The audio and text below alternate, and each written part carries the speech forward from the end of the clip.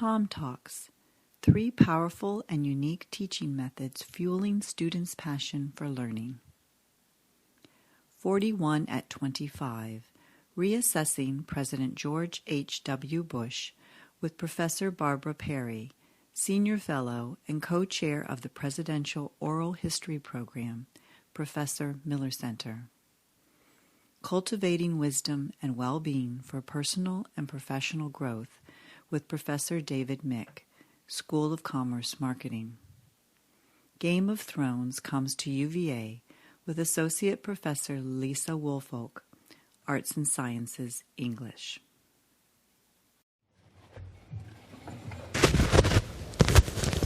Okay, thank you, Jane, very much. Appreciate it. It's a real honor for me to be here today and to be invited to be part of this program. I've been teaching at UVA now for 15 years, and I continue to have a lot of pride to be part of this faculty, as I know you do, as almost all of you here are alumni. I thought we had 20 minutes, but now I was told 15, and the typical professor, I've got probably too many slides. So I'm going to move through them somewhat quickly to kind of get to the really meatier stuff towards the end, and I'll show you my email, so that if you'd like a copy of these slides, there's no reason to write anything down. I'll be more than glad to send you not only a copy of the slides, but a copy of the syllabus for this course, which I'll be talking about. So I earned my check from UVA primarily by teaching market research. I'm the primary market research professor over in the Commerce School. But about 5 years ago, I decided to develop something a little different, something to reinvigorate some of my own interests and try to bring something new to the commerce students. And I developed this course called Cultivating Wisdom and Well-Being among Commerce Students, and it's only for 4th-year students. In fact, it's in the spring as they're getting ready to graduate, so it's meant to be kind of a culminating course to bring them back 360 degrees about why they came here in the first place. So why did I ever do this, or how would you ever think a commerce professor would do it? Well, my undergraduate degree is actually in philosophy, which makes me a little different from some of my colleagues. And but almost 10 years ago, I started doing some work on wisdom in terms of executives who are wise versus not wise. And I'll say a little bit more about what that wisdom is. And so I developed this course, as I said, about 4 or 5 years ago, to build on what I'd been reading and what I'd been studying in wisdom literature. So what is wisdom and what is its purpose? Well, I start from, in order to have some foundation, I start from an Aristotelian perspective. Aristotle said the purpose of life, and the word he used was eudaimonia, which gets spelled in several different ways, and can be translated as happiness, but I tend to treat it and translate it more as the concept of well-being or flourishing, which many other people do as well. Aristotle's answer to how do you have eudaimonia in life, his answer was wisdom. So, of course, that then begs the question, what is wisdom and how do you get there? But that's how I link those two concepts. The purpose of life is to flourish as well as a leader, as in your personal life, and having organizations that flourish as well. And from an Aristotelian perspective, the way to get there is through wisdom. Here's a couple of ways to think about it. It's a hypothetical construct, which means it's open to a lot of definitions and debates, and no one's going to agree completely on how to define it. But it's the ability to recognize the essentials of situations we encounter in everyday life and to respond well and fittingly to those circumstances. In a little quippy way of thinking about it is wisdom is doing the right thing at the right time in the right manner for the right reasons. So it's not just about being smart. It's not just about having high intelligence. As we'll see in a moment, it's about how you use that knowledge. That's what really distinguishes wisdom. And it brings in some values as well and ethical issues just by the appearance of the word right. How important is wisdom? Well, Aristotle's teacher Plato even said in the Republic that first among the virtues found in the state, wisdom comes into view. And you can jump a few centuries ahead, and we have the Dalai Lama saying wisdom is the foundation of all good qualities. And even today, as there's some catch to this whole notion of wisdom and what's going on in academia, the Templeton Foundation has given several $1 million to the University of Chicago for a multi-year program on defining and researching wisdom. If you want to go to their website, it's just wisdomresearch.org, and you'll be amazed at what they're doing up at. And I've had the good fortune of being invited up to Chicago to talk about some of my research. Why do we need wisdom today? Well, there's a lot of reasons, but very quickly, we got a lot of information and decisions we have to make in today's life, even more so than compared to decades and centuries ago. There's complexity, we all know, all of us who live in this world today. The speed with which things are coming at us, primarily because of technology, only invites us to try to be wiser. It's a lot of opportunity to be the opposite of wise, which Robert Sternberg would say is foolishness. There's a fallacy is often thought in social sciences now about multitasking, as people try to do more than one thing at a time and often instead end up doing foolish things. We also live in a world where our influences are probably more far-reaching, and that which influences us than ever before, again, largely due to technology, but also the globalization of business and so forth as companies affect societies abroad and vice versa. And this has only seemed to intensify the issues of morals in everyday life, the judgments and decisions and behaviors in our own life, as well as leaders and organizations, so how we take care of ourselves, the health of our societies, the monies and priority we spend, parenting, social policies, and on and on. We need wisdom. So that's kind of the premise of the course. One of the leading theorists in wisdom in social sciences is the former president of the American Psychological Association, Robert Sternberg. He's got a fairly academic definition. He calls it the application of knowledge toward the attainment of a common good through a balance among intrapersonal, that means obviously within yourself, interpersonal, between you and me, and extrapersonal, having to do with the things that are beyond us, even including the environment, let's say, over the short and the long term. A key word there is the word balance. So it's not just about trade-offs of costs and benefits, but how do we balance sometimes competing and even contradictory sort of interests among stakeholders or things that we're, do we hurry up and make a decision, or can we wait and be a bit more patient? How do we balance these kinds of pressures? So it involves dialectical thinking, which tends to show up more in Eastern philosophy than Western. He says it's not necessarily a late adult development, which is good since I'm teaching and trying to guide 22-year-olds.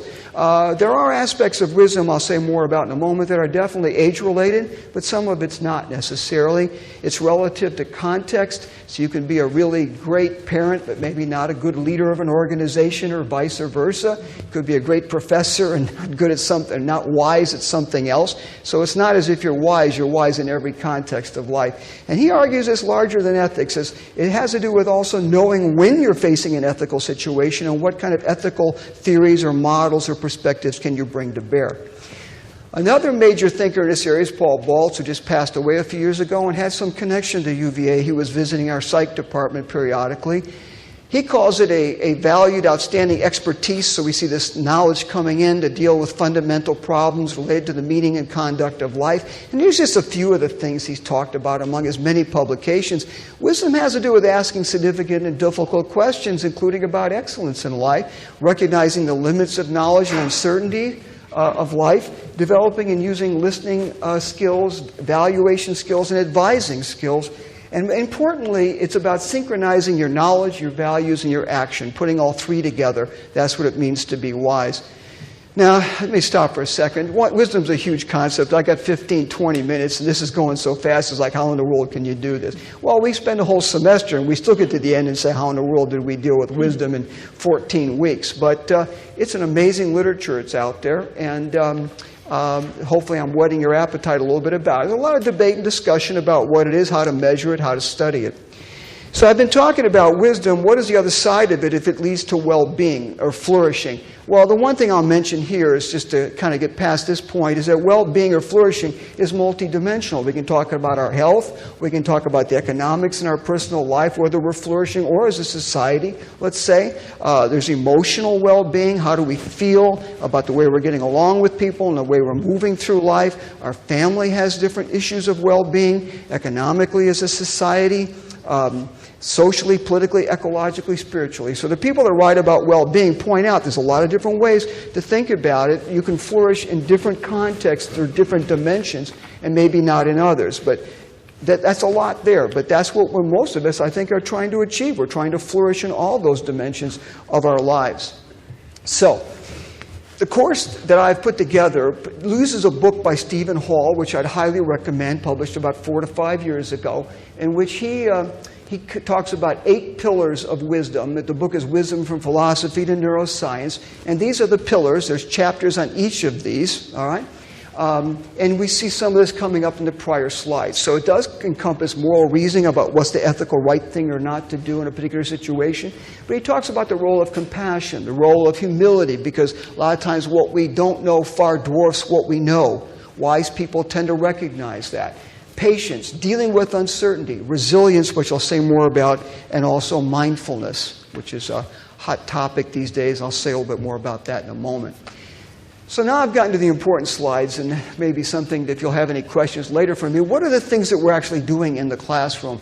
Well, these are some of the things that they're reading and that we will discuss. So there's a book on wellness I found, which I found very fascinating, called The 22 Non-Negotiable Laws of Wellness, by a man who's a cancer survivor and really had a very deep experience going through that and has written about what are the laws of wellness. And we try to connect that to some of the theory and discussion of wisdom.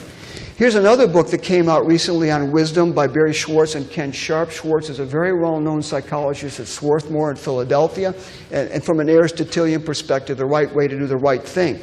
We also read part of Derek Bach's book, former president of Harvard, called The Politics of Happiness. What can government do to lead people to lead deeper, happy lives? I think he really is talking about flourishing. So he talks about policies, about how we deal with unemployment, how we deal with people that have chronic pain, people that have a variety of other kinds of problems, and are we really doing enough to help them have a more well-being life, if you will. So it's a fascinating book. Another one is an ethics book, How Good People Make Tough Choices. I discovered that one day in the library. It's a fascinating book. And we read another very well-known book in sociology called The Managed Heart by Arlie Hochschild, which is a really classic book about the service industry and what employees have to go through to service us every day when often they're not making much money. A lot of very controversy about you, and I'm talking about the McDonald's and otherwise. I had them read this so they know about this literature from sociology, because they're more likely to be the leaders of these organizations, and what are these frontline people going through, what kind of lives and what expectations are on them as well. How do you lead a wiser organization taking that into account?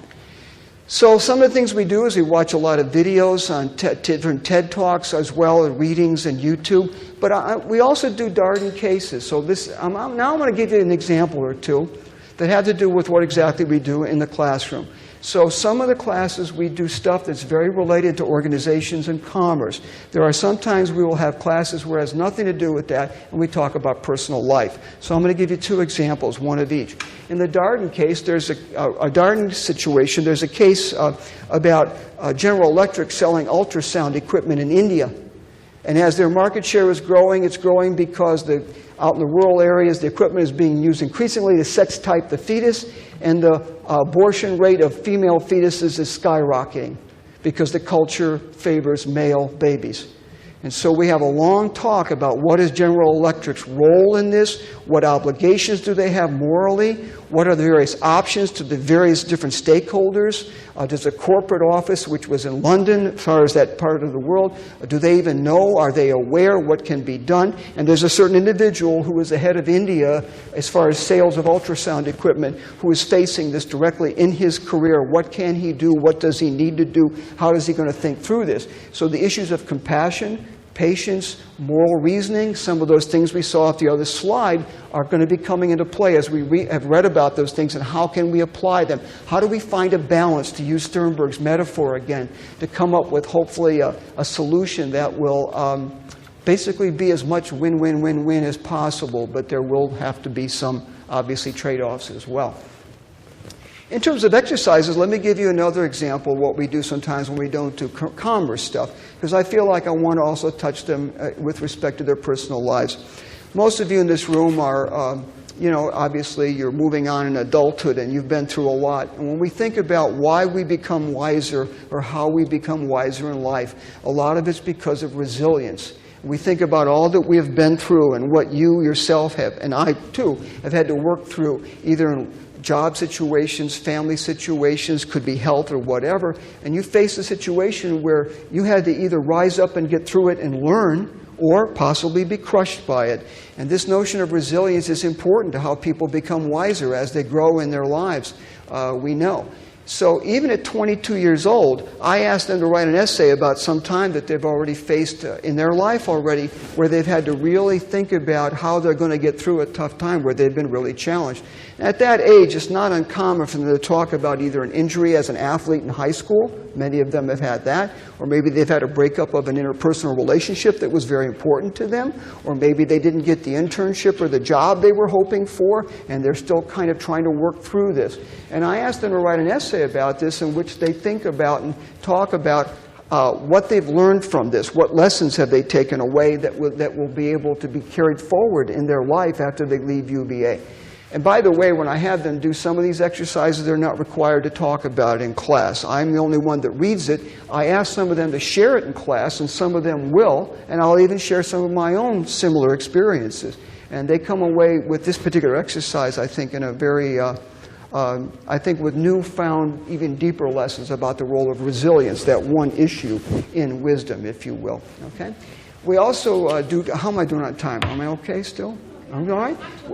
All right. So I happen to be very fortunate to be on the board here at UVA of the Contemplative Sciences Center. I've had a long-time interest in mindfulness and meditation. And so in Hall's book, and in my own belief about this, I think you can't lead a wiser life if you can't learn to discipline your mind to be better at what you selectively attend to, or in the New Age word, it's mindfulness. And so I actually take them on a day-long retreat to Yogaville, which is an hour south of here, which is an ashram, where they get to learn even more about yoga and about meditation. And I do some meditation with them in the classroom, sometime to begin or to end our wisdom class, so that I can get them to quiet a little bit and settle, and to become a little more familiar with their own mental tendencies and their habits, and to get them to realize that they can take that with them as another way to foment, hopefully, wisdom and grow or cultivate wisdom in their lives. And when they come back from that trip, and as those of you who may be familiar or not with Yogaville, there's nothing religious about it. It's a very eclectic kind of place, mostly trying to teach contemplative practices. But whenever we come back, I'll ask them, should I do this again? Be honest with me. Don't tell me what you think I want to hear. If we were going to do this course again next spring, would you put everybody on the bus like we just did and spend another day at Yogaville? And every one of them says, yes. Absolutely. This was an amazing experience. Okay. So I have a lot of fun with that too, but you have to be more mindful in order to be wise and on that wise journey path, if you will. And they really come away, I think, touched by that. And lastly, I'll mention to you is a part of the course involves a capstone document, about 5 single-spaced pages. I call it a life envisionment document, where I asked them to contemplate what kind of lifestyle, work style, parent style, living style, spiritual style. What is it that you want? Where are you going? What can you put out? You will change. You will not always be that way, but it's a document you can think, what are the values, the virtues that are most central to you now that you don't want to lose sight of? Maybe you'll come back to this document in 5 years or 10 years and ask yourself, are you still on that path, living and trying to achieve those virtues and those values in the way that you go about your life, whether it's as leader in business or in your personal life? So I find that, and again, I'm the only one that reads these, and it's amazing. Every one of them does something so different. I find myself almost in tears sometimes when I end up reading what it is, what their dreams are, and where they're going, what they've taken from their UVA experience going forward, how they're going to be a positive influence in the world. So how much longer can we afford this wisdom thing? Well, I love this. Of course, you've probably seen this from T.S. Eliot. I think it's from the 4 Cantos or somewhere else. Where's the wisdom we have lost in knowledge? We keep producing knowledge, but we don't think about how we're using it and making the best of it. And if you want to look for another book, this is a fascinating fellow. He's a professor in the UK. I've emailed with him a few times. He's been talking about wisdom for years, and he's got a paper back called How Universities Can Help Create a Wiser World. And he's not using the word wiser there in some offhand way. He means tapped into this literature. He means the concept of wisdom, which he talks about. And one of my other favorites here from Deepak Chopra, whether it applies to businesses out there in markets or in our own lives, it's no longer survival of the fittest, but survival of the wisest. Okay? If you're interested, please email me. I'd be glad to send you my slides, and I'll send you a copy of the syllabus where I have a lot of hot links to all these videos and readings on the web, and would be glad to send it to you. All right? Thank you so much.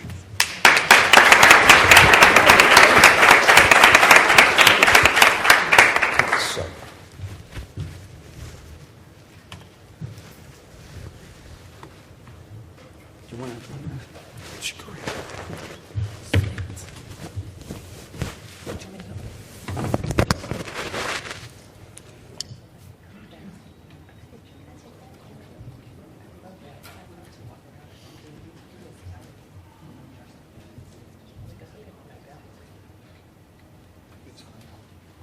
Test. Can you hear me? Yes? Yes. You all should know that whenever I get a microphone, I want to sing. You should also know that I can't sing at all, so this is probably for the best.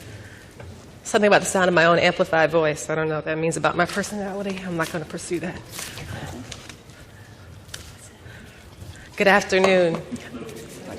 My name is Lisa Woolfork. I'm an associate professor of English at the University of Virginia. I've been here for 15 years, and I'm delighted and thankful for the Lifetime Learning and Alumni Association for inviting me to share these ideas with you about my course on A Game of Thrones. Can I just take a quick survey of people who know the Game of Thrones, who watch the show, maybe read the books? Maybe? Okay, great. So to you, I will not have to extend this apology that there's foul language in what I'm about to share with you, because you're fully aware. But for the others, hopefully, I'll be able to kind of talk about why this is a useful thing to discuss in a university classroom. Easy.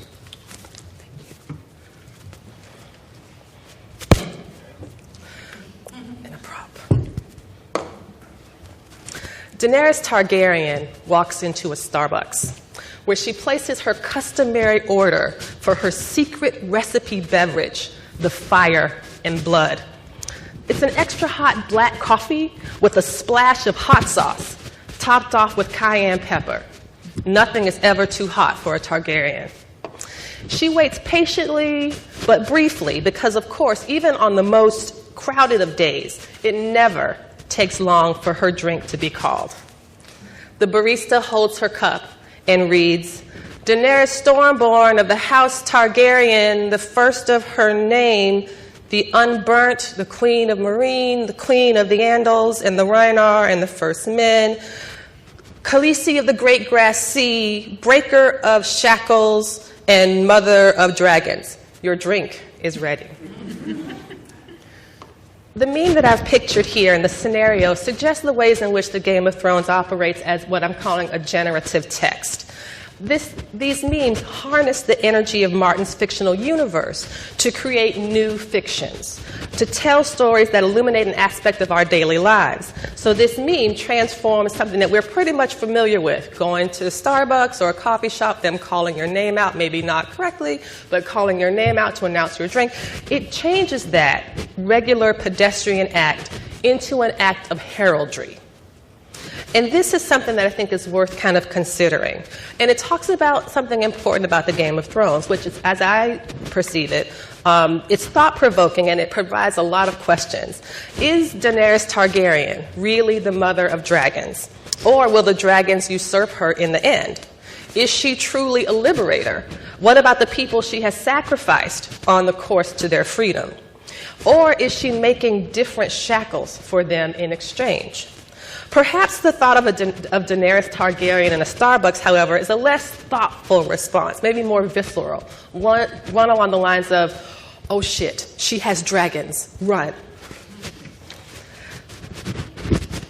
My claims today are based on the idea that Game of Thrones is a generative text, that in addition, it's a visual and textual artifact. It breaks boundaries, forges connection, and inspires, and I believe requires active reading. So it makes me ask, why do we study the Game of Thrones in an academic context? What aspects of the book or television series are best illuminated through careful scholarly inquiry? What happens when casual observation and recreational consumption are replaced by the rigorous intellectual labor of the University of Virginia classroom?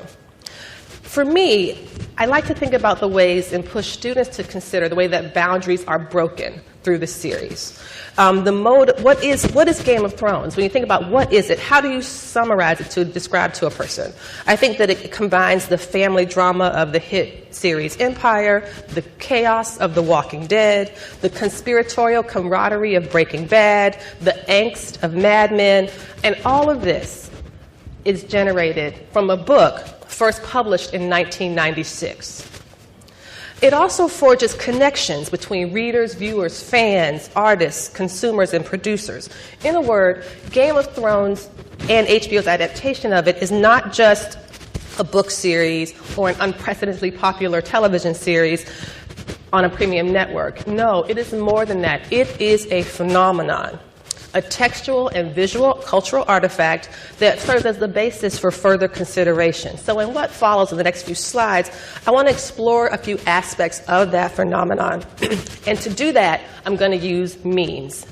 Memes are these little user-generated codes, usually based in photographs. And I read those as a certain type of argument, that it helps to kind of crystallize important meaning and values about aspects of the series. So we can get started.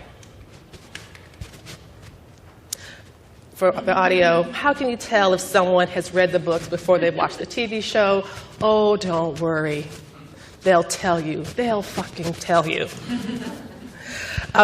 As a generative text, I believe that the Game of Thrones has a high level of depth and complexity. It combines so much so that this creates a captivating context. Viewers are drawn in by the evocative performances, rich settings, lush costumes, seductive story streams, and the bloody battles, just to name a few of the most powerful aspects of the show. But readers, I believe book readers, have an additional layer of meaning that are available to them that aren't available to those who just watch it regularly. So there's many people who are familiar with the books for the last 19 years. They have available to them a type of intricacy about the interplay between the textual representation and its television adaptation. And I believe that it is this tension that makes for a robust fan culture, including many of the third-party interpretations and interventions in the Game of Thrones universe. Now, is there really a battle between book readers and TV watchers? I don't think so. I think that both really value close reading, and that's the thing that holds them together. That's what bridges the two worlds, that the visual people who privilege the show and the textual people who privilege the novels, both of them share in common the importance of reading carefully and keeping track of what's happened. And I also believe that close reading is the heart of literary analysis, and that's what we teach here at the University of Virginia. As I just said, close reading is the heart of literary analysis. It is the basis from which scholars make their assessments and interventions in the larger field. Martin's work sustains this type of robust critique. And if you look at these books, these are the current 5 books that are available and the last one is the hardcover because it's more recent.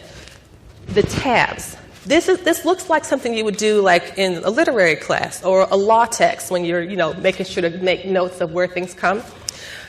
And I suggest, if you look at these tabs, it suggests the ways in which careful attention to detail yields large cumulative results. It's how the best students read. They identify narrative strands, they document significant insistence aspects of the work. Now the tabs in this case, each tab marks a moment when a character dies. And notice that there are a lot of tabs. The image reveals a preponderance of death in Martin's fictional universe, which in turn serves as a basis for a variety of interpretations and reader expectations best explored, I believe, in a university classroom.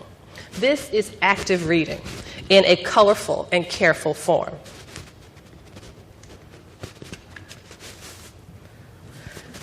Active reading also occurs thematically, allowing us to ask hard questions of the text and its adaptation.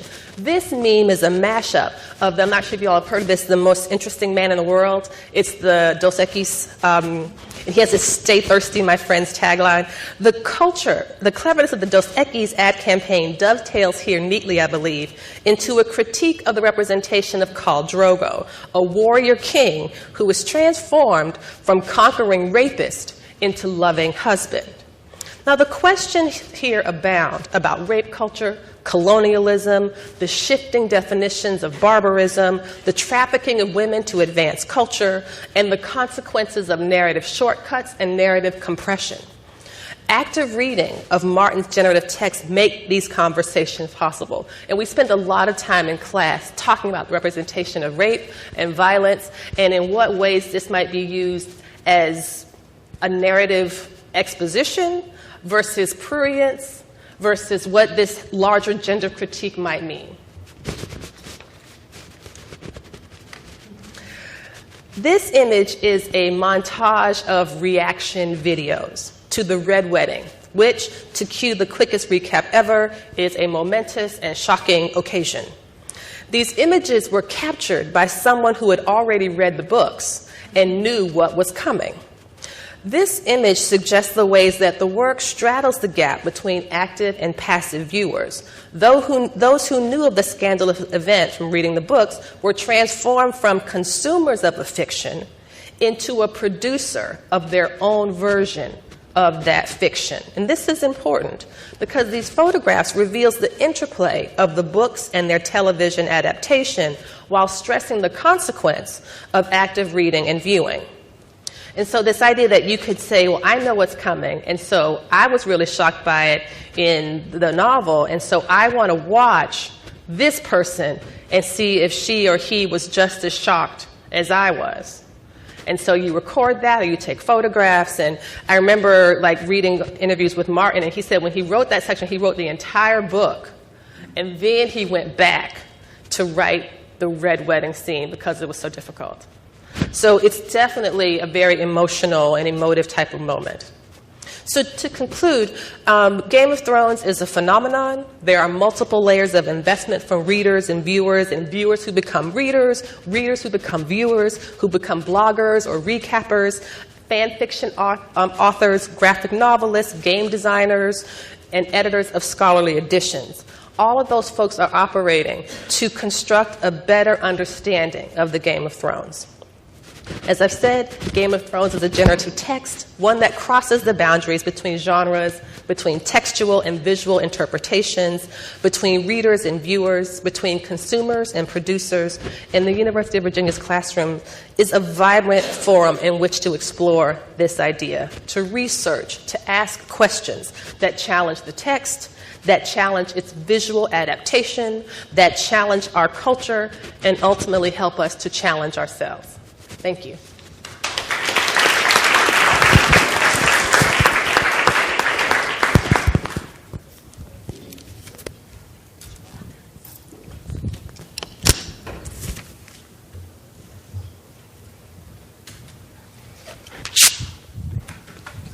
Well, thank you very much, Jane, and everyone who put all these wonderful talks together, and to my colleagues. I've already learned a lot and wish I could sign up for the courses. I'm Barbara Perry, and as Jane said, I'm the professor at the Miller Center here. How many of you know of the Miller Center?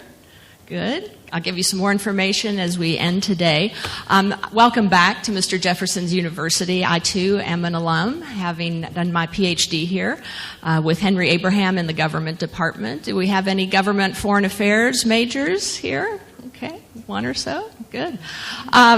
So I came to the Miller Center 5 years ago after teaching for 21 years at Sweetbriar College. May she rest in peace, it seems. I'm sad to say. But I'm delighted to be here and back on the grounds and doing a job that I absolutely love.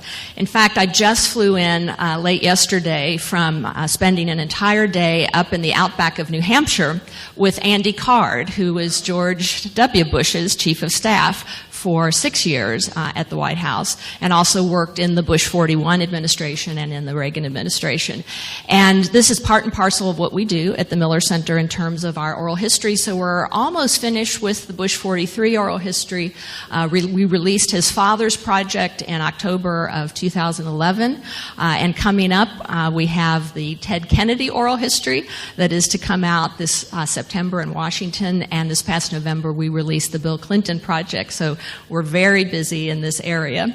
I decided to go back and investigate the Bush 41 presidency, not only because this was the first project that I worked on when I came to the Miller Center 5 years ago, but also because it's for some of us it's hard to believe, but a quarter century has passed since he was president. And nearly all presidents gain in popularity once they leave office. In fact, I just read in the New York Times yesterday that George W. Bush, Bush 43 as we call him, has for the first time broken through over 50% approval rating for the first time in 10 years.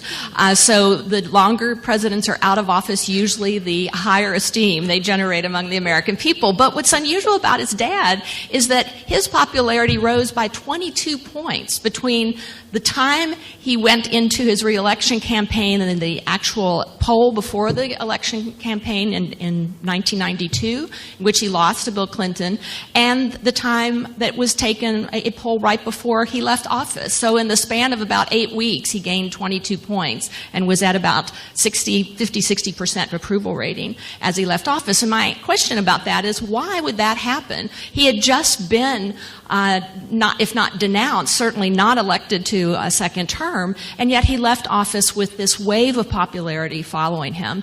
And I think part of it was a little bit of buyer's remorse, perhaps, as people look back and thought, we've just voted against this person, he's been shipped packing back to Texas.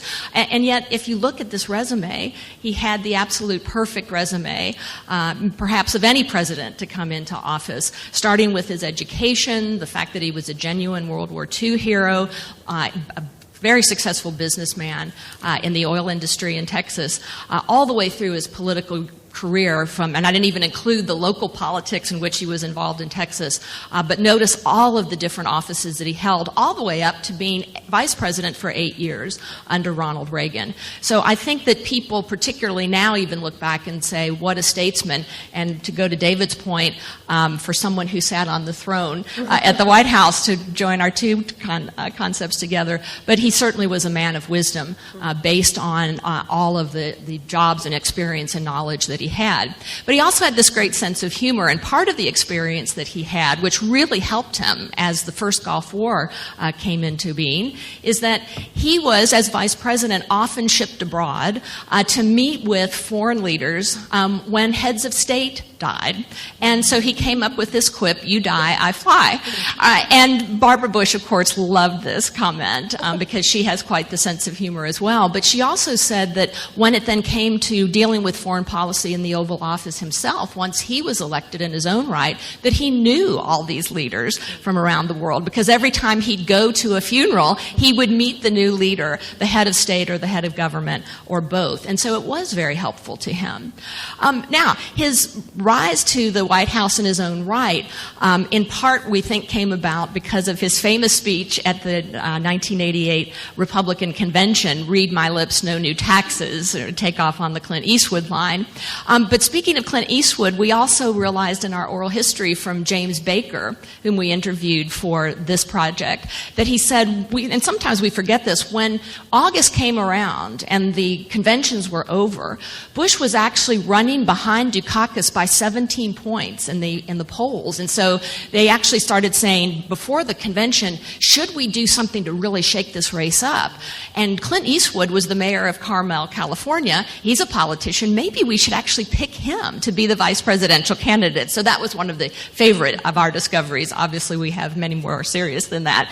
But of course, he made up the difference between himself and Dukakis in the polls by August. And Dukakis did not help himself by, you might recall him riding around in the tank to look like he was strong on foreign policy. But some said it looked a little bit like Snoopy when Snoopy would sit on his doghouse with his helmet and say, "I am flying the Sopwith Camel, and I'm a World War I flying ace."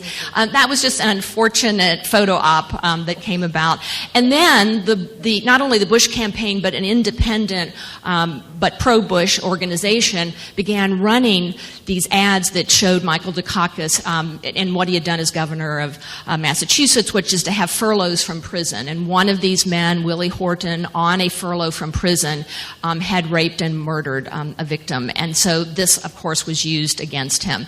As it turned out, Bush went on to an electoral vote landslide of 426 to 111 that year. Did any of you get to see the Berlin Wall here on grounds? Oh, isn't it just amazing? So I was taking a cousin of mine around last year. Her daughter was looking at UVA, and we came upon it not long after it had been erected. And so if you'll see my photo here, you can actually see some of the buildings of the Jeffersonian style in the background, which I think is a really interesting symbol. But look at all that was accomplished on the Bush watch. Now, I'm not saying that he was responsible for all of these things. Obviously, presidents before him had led us to the end of the Cold War. But if you just think of that, and those of you who are my age and older can probably remember that when we were growing up, we thought the Cold War might never end. And in fact, it might end up in a hot war, that we were doing duck and cover exercises in grade school. So that very fact alone, but the fact that Bush handled it so well, and then the taking out of Manuel Noriega in Panama, then his Middle East victory in Gulf War I, meant that his approval rating shot up to 89%, and he appeared at that time, early in his term, to be a shoo-in for re-election. We interviewed Dick Cheney for the Bush 41 project, and last year at this time, in fact, this very week, I was spending a week in Jackson Hole with our interview team, going to Dick Cheney's house every day and interviewing him for about 7 hours every morning for 5 days. So we ended up with 25 hours of interviews, which I guarantee you will be quite interesting when those are released for the Bush 43 project. But in the Bush 41 project, Dick Cheney, who was George H.W. Bush's defense secretary, said you just couldn't have had a better commander-in-chief for the Gulf War. Because remember, it required to push back against Saddam Hussein, who had invaded Kuwait in 1991. It required a worldwide coalition of the willing. And George Bush was able to do that by literally calling heads of state and heads of government on the phone and getting them to join in. At home, I think people think probably not as much about George Bush, not that they think poorly of him, but they just don't probably consider his domestic policies. But again, if you look at the list of the Clean Air Act amendments and the Americans with Disabilities Act, which he signed into law, and the 1991 Civil Rights Act, that's a pretty good record. Fred McClure, who's now the head of the Bush 41 Library in Texas, in our interviews with him, said the only problem was that because Bush reneged on his no new taxes pledge, and he did so in order to get a budget passed with the Democrats in the Senate and the House, he said we never really got over that. That was perhaps something that needed to be done. Perhaps it was a wise decision, to go to David's point. But Bush never really recovered from that. And you add to that a recession that was really on track at the end of what turned out to be his only term. And then he just didn't have a very good campaign in 1992. So I call it hell to the chief rather than hail. You also might remember at one of the debates, he looked at his watch very famously, which none of you are doing, so thank you for that. So he looked at his watch, and the Democrats said, oh, it's time for him to go. Like, he looked like he wasn't paying attention. It looked like he was bored.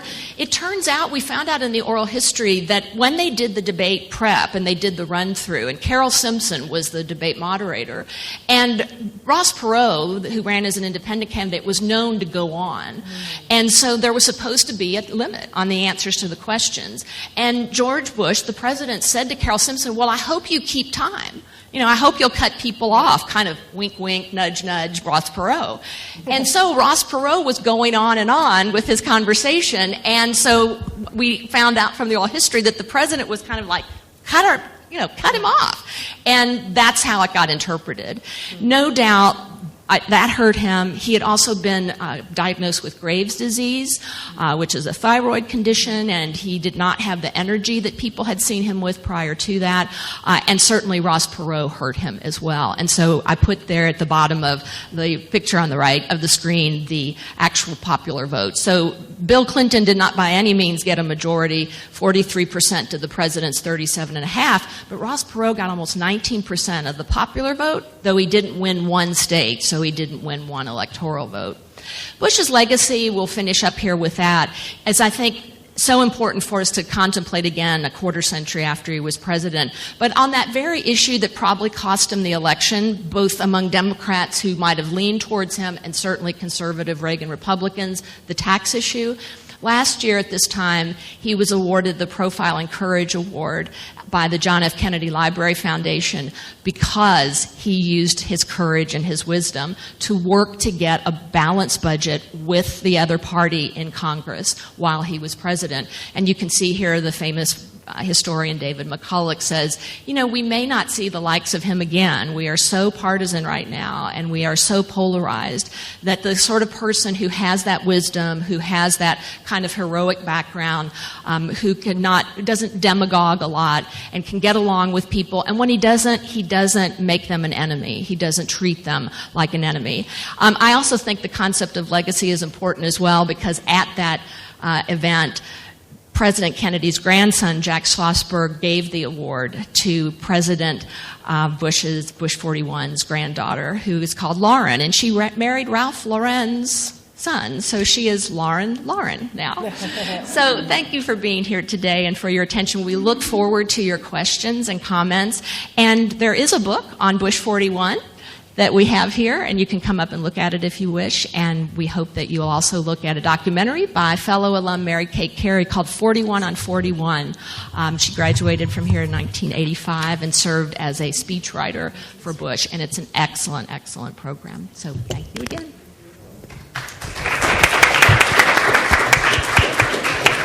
And if you just raise your hand when you have a question, if you have a question, we'll bring the mic to you.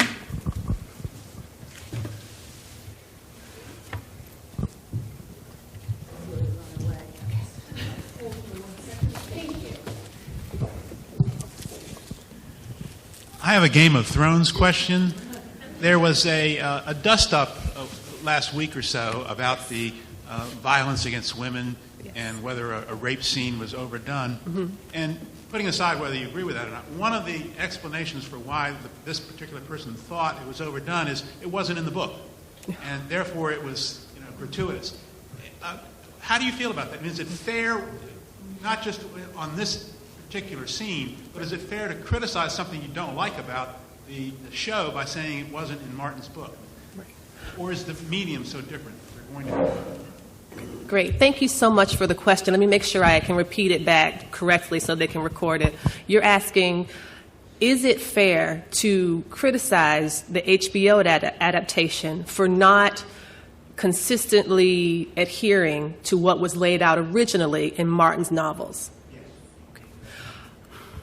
I think, like baseball, literary criticism is not fair, and cultural criticism is not fair either. It seems to me that I think particularly as we move to season 5, seasons 1, 2, and 3 tracked very well, I believe, to what was going on in the novels. Even though they made a lot of shortcuts, we talk about there's certain scenes in like chapter 4, chapter 5 that we look at very closely in class. And then when they screen it to watch it, they're like, oh my gosh, that's totally different. Why would they do that? And we talk about what does that mean that they do that? What does it also mean if you don't know that this is how it was in the novel and you don't have that information available to you? What does it mean that you are drawing all your information based solely on the television show? That's why I believe a hybrid approach is so much better than just the books or just the television show, doing them both together. That's a lot of time. It takes about 40 hours to read one of the Game of Thrones novels, and so some people might not have all that time. For me, I feel as though seasons 1, 2, and 3 tracked well with the books, but as we move to 4, and especially with 5, and they've also been renewed for 6 and 7, and I did an event at the Smithsonian with one of the production designers for Game of Thrones, and she had the script for season 6 in her bag. And it was all that I could do not to mug this poor woman in the parking lot to find out what they were going to do, because that's totally ahead of the novels, right? And so the analogy that I've used since the beginning of teaching the course was, imagine the book and the television series on parallel tracks. They're heading in the same direction, but there's going to be a distance, some space between those two parallel tracks. By the time we get to season 4 and season 5, it's like 2 monorails. They're heading in 2 divergent directions. The ambitions are totally different. And HBO is producing a product for television. And I don't think they have an obligation necessarily to be solely an adaptation. They're their own new thing.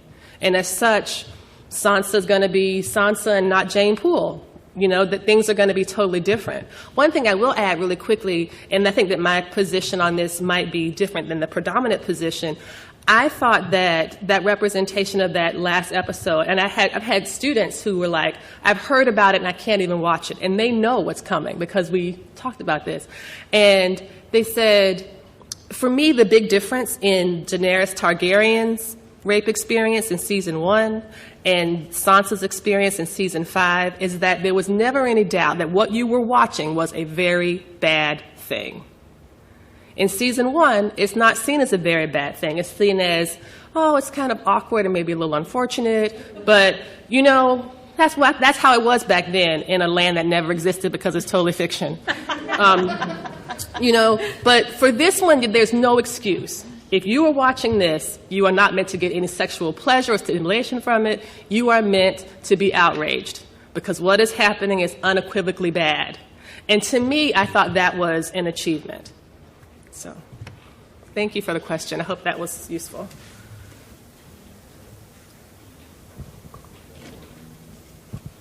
It's a question. Is it Professor Perry or?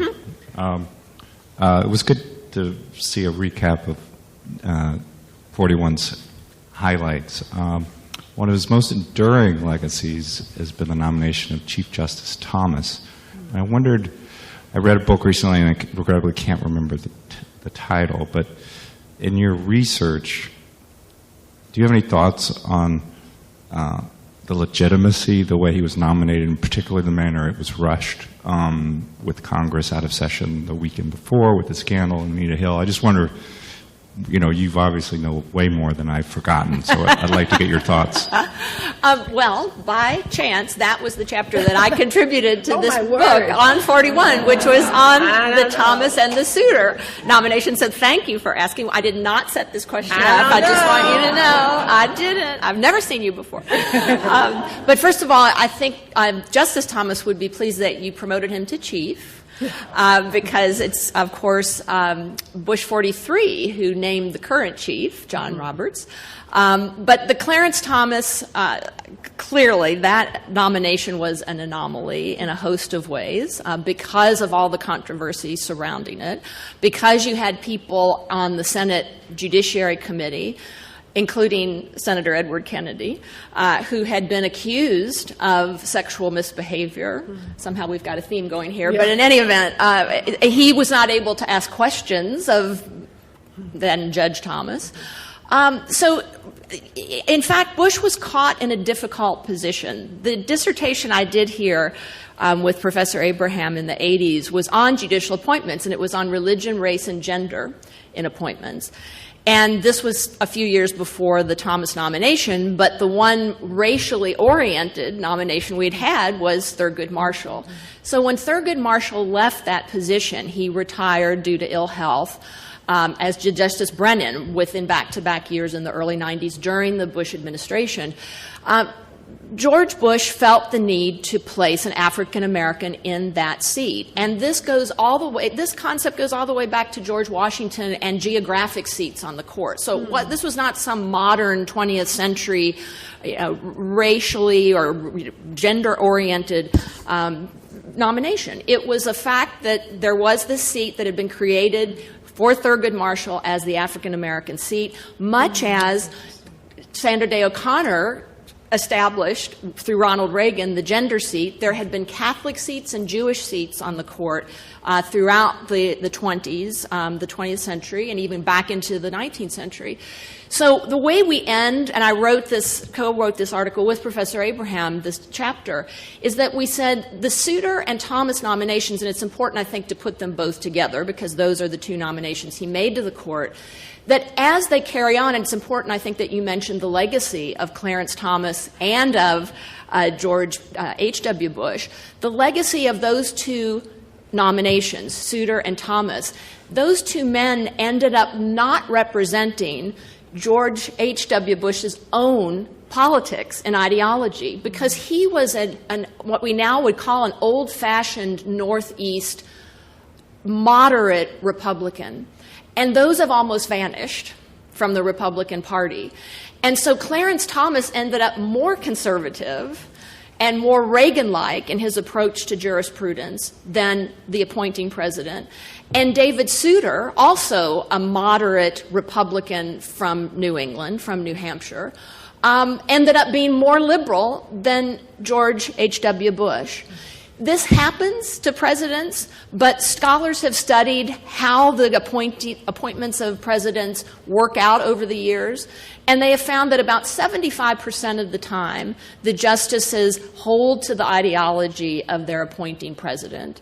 And when they change, it's usually because they outlast the president by a number of years, or they are moved by the times in which they live and the issues that come to them, or sometimes they are pushed into a different area by their colleagues on the court. And some people think that Justice Brennan, the liberal lion of the court, actually influenced Justice Souter once he came to the court and put him in a more liberal position. Great question. Thank you.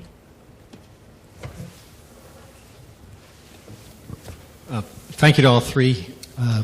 I have a question about wisdom, and I guess the fact that the first President Bush was not reelected, and that you put up his resume and his statesmanship and all the rest of it, and his son was reelected in a slightly different resume and experience. But I wonder, in your class, when you talk about wisdom, is it wisdom of a personal nature, or it seems to me we have less wisdom in public life than we would have historically. And I wonder if you have any thoughts on the short-term nature of politics and corporations, and do we have the patience to let people develop wisdom, or just if you had any thoughts on that.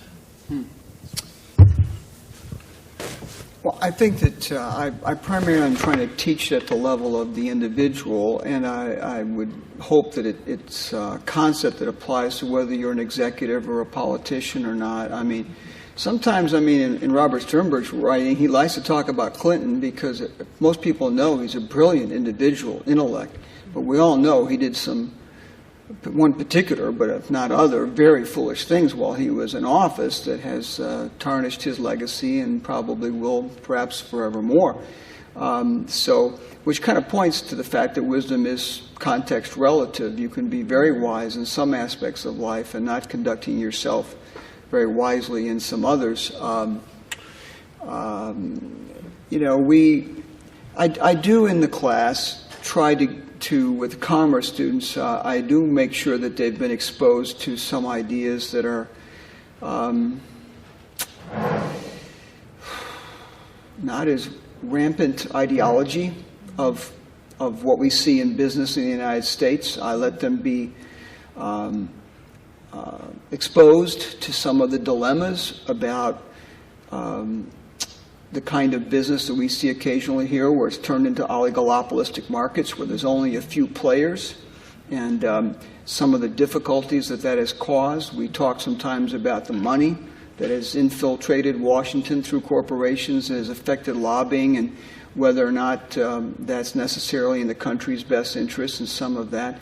So in that way, I'm trying to grow their wisdom to step back and not to change any of their aspirations to join businesses and organizations and be good leaders, but to realize that it's a complex world out there, and they have a chance to think these things more deeply and perhaps have some positive influences in changes in policies, practices, or whatever that will improve well-being rather than make it worse, I guess. I'm not sure I've completely answered your question, but it's, what I tell them too is, and I think it's true in general of an education, is that I tell them by the end of the class we will have asked more questions and we're going to come up with answers. And it sounds like a cliche, but wisdom is a very complex thing. But I just want them to think about it. What does it mean to be wise? Not just smart, not just successful, but what does it mean to be wise? And if that sounds like it's something you aspire to, then here are some of the pillars of wisdom, some of the practices that might help you along that path. And that's kind of what my goal is. And fortunately, they seem to have really shined up to it. I'm very fortunate to have UVA students. I might say as a last thing, what I'm very grateful for here at UVA is that I'm not sure if I was teaching at Texas A&M or at UCLA or whatever, I would have quite the support that I've had here, because I find that what I'm trying to do, I think, is also very concordant with Jefferson some of his ideology about the role of knowledge and lifting people up and asking difficult questions and dealing with difficult issues. And I think our students come to UVA exactly for that reason. I encourage them to never forget why they came here. This is a question for Professor Perry.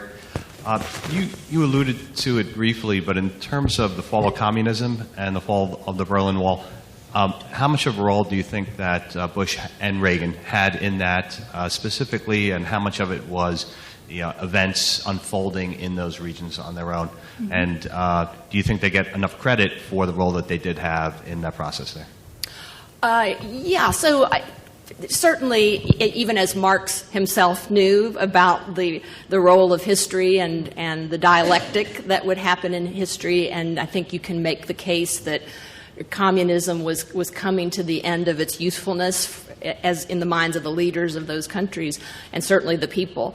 I go all the way back to Truman and the Truman Doctrine and the fact that our approach to the Cold War, some can disagree or agree with it, but the fact that presidents of both parties, in some ways that's why we had more agreement in some ways on certainly our foreign policy, because for most people there was a common thread of anti-communism. Now, we could get into the 50s and the McCarthy era and all of that, but just to say for the basic foreign policy, I think we want to give Republicans and Democrats in the presidency a good deal of credit for that, and the meaning of the American people to give their lives in service to the country, whether it was in military service in Korea, in Vietnam, or the Peace Corps, part and parcel of Cold War theories and philosophies and foreign policy.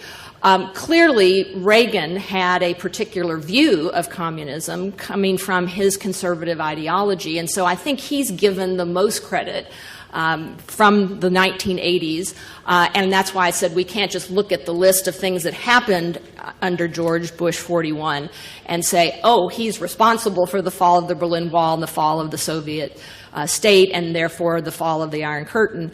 But he not only carried on with the Reagan policies while beginning to turn from them as a more moderate Republican to begin to reach out, for example, to Gorbachev, as Reagan had done as well. But I think George Bush was especially good at that. And what he was especially good at was doing the right thing. So back to, I'm looking at David's definition here of wisdom, doing the right thing at the right time in the right manner for the right reasons. And one very specific example of that for George H.W. Bush was the fall of the Berlin Wall. And many of his advisors were saying, get out and in effect, dance on the wall, do the touchdown dance, that this is what we did, and take advantage of this, and it'll help you get reelected. And George Bush was raised in that prep school, Northeast, don't draw attention to yourself. WASP, yes. And his mother said, don't draw attention to yourself. And remember, he was a superb college baseball player. He was captain of the Yale team and went to the World Series during his captaincy of the Yale baseball team. After World War II and after being, again, a genuine hero of World War II. And his mother said, from the time he was a little boy, do not draw attention to yourself. And he even had the nickname have-half, because if he got something, he'd offer half to someone else. So that was very much against his concept, I think, of wisdom and his own personality and how he dealt with the world. And that, I think, came back to haunt him in running for re-election, but it is all the more reason to give him credit that he should have had for how he handled, and then went on in the first post-Cold War to win the Gulf War and to push Saddam Hussein out of Kuwait. But notice the difference in the father and son, about how they handled Iraq. And George Bush thought, and his advisors, Brent Scowcroft, Colin Powell, Dick Cheney, thought, what happens if we take that guy out? What's going to happen to Iran? What's going to happen to that area of the Middle East? And so George Bush I did not go into Baghdad and take out Saddam Hussein. George W. Bush 43, did. There's over here. Hang on. Get your exercise today. I might add that some of you may be aware there's a lot of debate about who or what are the leading qualities for some of the top CEOs in the country and around the world.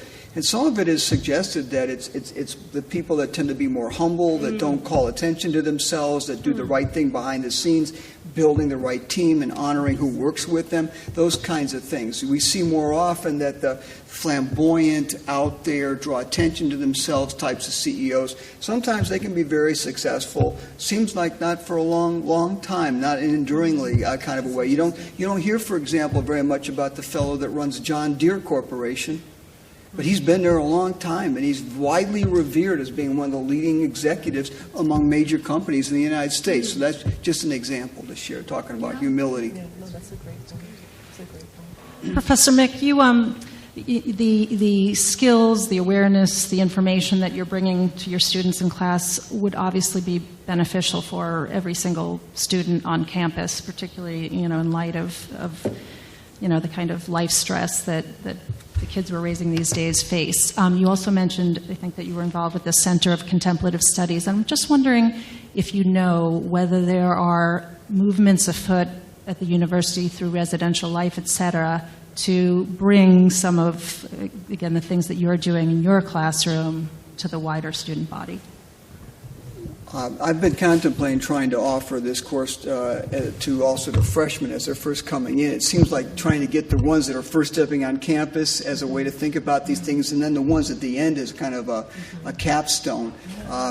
But a lot of my teaching commitments are in another area, partly because we have to fulfill certain needs there. But as part of the Contemplative Sciences Center, there's a lot of, that whole thing is growing to where we're going to be hopefully offering more practices, opportunities, exercises, and courses for our UVA students to be inspired to the role of reflection and contemplation and these practices such as yoga and meditation and other forms. Some of it is poetry and art, or can be other even discussions about prayer, without getting into necessarily a religious perspective, but what do these things do for us as human beings to help calm us down, quiet us, to lead a life that is more fulfilling for us as well as the people around us. And I do believe through the Contemplative Science Center, that particularly is where this is happening. I'm a fairly good friend of David Germano, the religious studies professor who is the head of the Contemplative Sciences Center. And if you haven't gone to the website and taken a look at that, you should. He is an absolutely amazing, inspiring individual, and on a shoestring at first and now growing budget, we're doing more outreach within UVA as well as to the communities beyond. So it's an exciting time for that. I think UVA, once we talk about even building a separate building here dedicated to contemplative sciences, we are way out in front, and I think you should be, as alums particularly, very proud of that. It's an exciting time in that regard for UVA. I have a question. Go ahead. I have a question for my colleague on Game of Thrones. Do you think the popularity of the program and the books, and I'm assuming your course must be extremely popular and I'm sure oversubscribed, do you think it is in part because that generation who's here now at the university, presuming their traditional age of 18 to 22, grew up with Harry Potter and learned to read and love the films, and now this is a more adult version of that?